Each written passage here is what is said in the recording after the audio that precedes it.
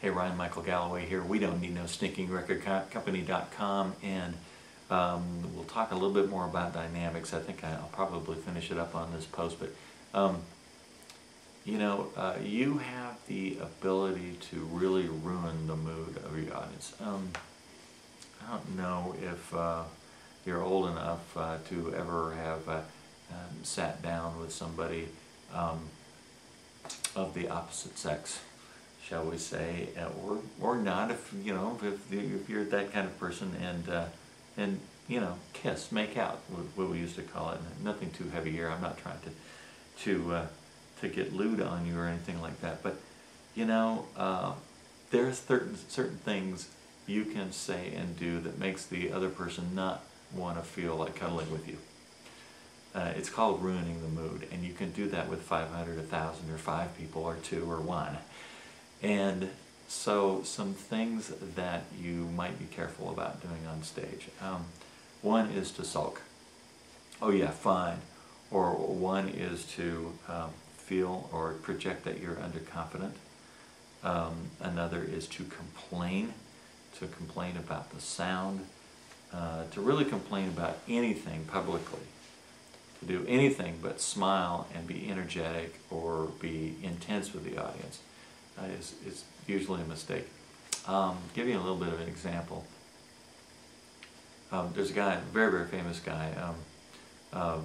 His name's Kris Kristofferson, and he wrote Sunday Morning Coming Down, and there's a lot of great stories about him in Nashville. He's been an actor.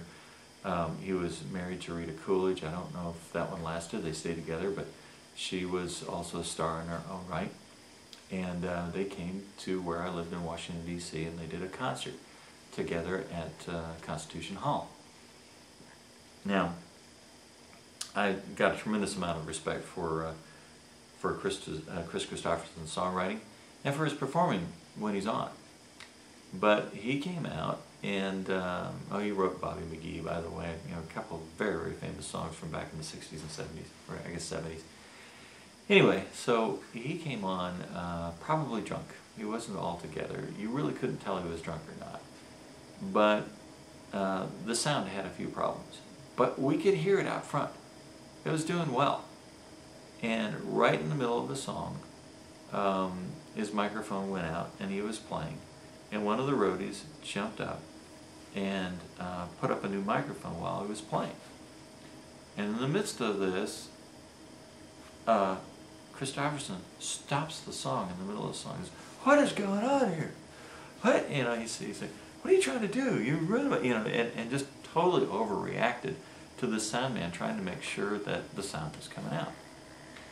So that's really problematic, because finally, after 3 or 4 things like this going on, and the guy saying, "God, everything really sucks tonight," and telling the audience over and over and over that things are really bad tonight, and convincing them, people started yelling out, "Hey, just play, man."